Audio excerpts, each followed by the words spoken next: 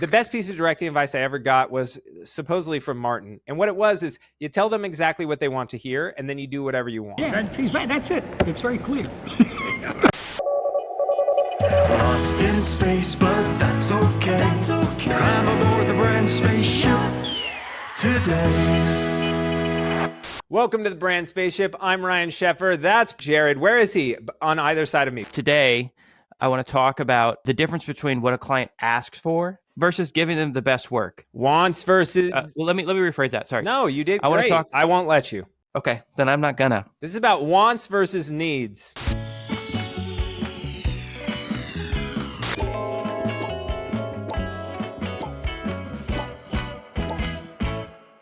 Today, we're talking about what the client asked for versus delivering your best work as a creative. I think this is a really valuable bit of information for brands to hear about because a lot of times the heads of marketing at a brand say things that require an agency or director to read between the lines to deliver what they really want. Giving a brand what they want versus what they ask for, I think is the trickiest part of content creation because a lot of times earlier on in my career, I would explicitly do what the brand asked for, hand them the file, and they would be severely disappointed. A lot of times they would say, hey, but we like that video you did for these people.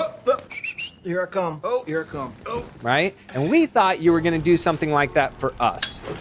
I don't know. It's not what I thought it was going to be. And then I would go, Look, I don't think there's any ambiguity about this being exactly, and I mean exactly, what you asked for. and feel really shitty about myself and think, but they asked for really specific things that don't align with that other project. So this requires, from a creative perspective, understanding that you were brought in because you're an expert, right? You wouldn't be hired unless you were good at what you did. I mean, there are plenty of people who are bad at things that get hired. I hope I'm not one of them, right? We hope we're good. So it's taken me time as a creator to trust my instincts. And when a brand says, hey, how about this? There you go. Not just say, yes, let's do that. And instead try to listen between the lines to what they're actually going for. What I believe they want, not what they say. It is a trained skill. And it's specifically the most important skill, I think, as a director, to take a creative idea in your brain, move it into words, and express it to a team. This is not a skill necessarily that as a brand manager at a company, you've had to always utilize. This is why we get into a circumstance where a lot of times you'll hear people say, I don't know what I want, but I'll know it when I see it. And this...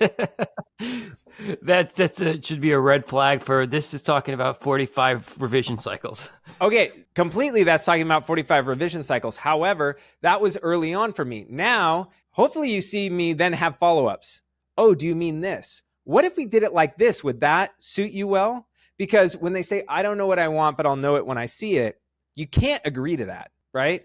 And also, if they tell you, I want this, but then all of their references are a completely different style, you need to ask the appropriate questions to get to the place where you're aligned with the brand. Now, the hard thing that happens sometimes is they will say, yes, we like what you're suggesting. They being the brand manager, the CMO, whoever you're talking to, right? And then you'll start working and all of their suggestions and all of their ideas are very, very different. This is something we've faced in the past and is a really difficult circumstance to face as a creative. Where when you get on set, let's say you're shooting a live action commercial, and they're like, we actually want it to be like this. But you realize as you're shooting it, or even you realize this during the storyboard phase, that if you give them exactly what they asked for, it will not deliver on their references and on why they hired you in the first place. So the question becomes, what is it about this that you like? And then putting that against what they're asking for, trying to find the commonality between what is it about the reference you like, what is it that you're saying you're looking for? Usually there's a common thread there. Generally, yes. However, you don't always get there. So this is when we get into the question of, should you do what the client asked for, or should you do what you think the client wants? The want versus the need. They need a version of the video that represents this concept in their head. And you actually might be better if you're really good at what you do at knowing what that is than they are expressing it out of their mouth. I can't put my finger on it. I wish I could, but I can't. And as you have a conversation, they may be like, yeah, we agree with you. And then they're suggesting all these things that don't align. As a creative, you can't not do what they ask for, but it can be a yes and. And this is how we handle it. If we can't walk the brand along with us to see it from our perspective and see that we're looking to service their goal, we'll go ahead and do the bare minimum of their asks that we don't think align. And then we'll use the rest of our time to execute against what we think will bring to life what they're looking for, right?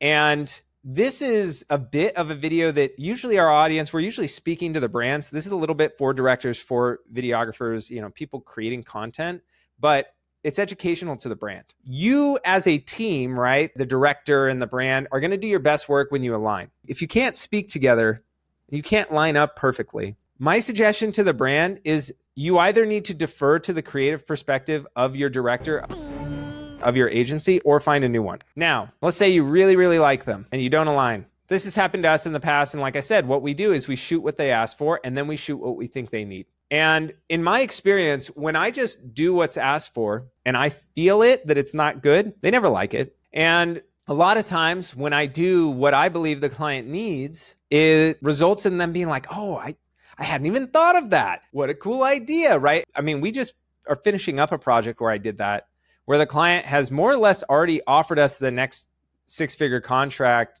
in 6 months, right? When they have their next product launch. And I explicitly didn't do what they asked for and instead did what I wanted. And this is a roundabout way to getting to the best piece of directing advice I ever got. I have a director I used to work with. The first big director I ever worked under as an editor, his name is Brett Leonard. And he had learned under a bunch of different people. He told me this story. He said he learned from Martin Scorsese, where he sat with him and he was asking when he was a young director. Oh, Martin? Martin? Talking about Martin? Yeah, like he definitely called him. Yeah, Martin. He definitely called him Martin, I assure you. So the best piece of directing advice I ever got was supposedly from Martin. And what it was is you tell them exactly what they want to hear and then you do whatever you want. Yeah, that's it. It's very clear. If you're not good at what you do as a director, they're not going to hire you ever anyway. So you need to actually, as a director, to excel in your career, execute against what you believe is best for the desires the client has. Now, that means you have to ask the right questions and you have to read between the lines of what the client says. If you are a brand and you're watching this, the goal is to realize you only ask them to go shoot for you because you trust that they're high quality creatives. Defer to their gut and also make sure you get what you think you want, right? So if you disagree, the solution could be, hey, we need these 3 shots.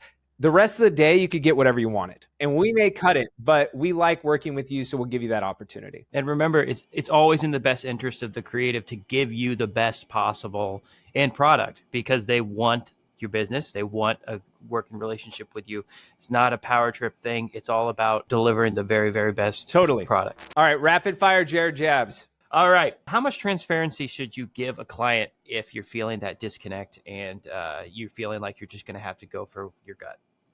Always give the client as much transparency as possible, but I would say up to a certain point. If it feels like they're going to cancel the shoot, just make sure you take care of them. And then from there, get all the content you think will make the best product. Has there been any situations where this approach has come back to bite you? Not yet, but probably there will be, because I am going to increasingly do what I want on set. And my gut is that I'll do something and the client's like, why did you do that? And I'll probably have to come back and redo this episode with this like hardcore caveat, like, hey, do this until X. But I don't know what X is yet. Today, we were talking about how as a director, you often have to tell the client what they want to hear and do whatever you want in order to ensure the client gets what they want in the end. It always comes back to communication. And watch the next episode, please, because I have been told it's great. I haven't seen it yet, but it involves me, I think, being back on Earth. Is that correct? Nope. Okay. Nope, you're still up there. Thank you to everybody. Thanks for watching. Peace out, friends.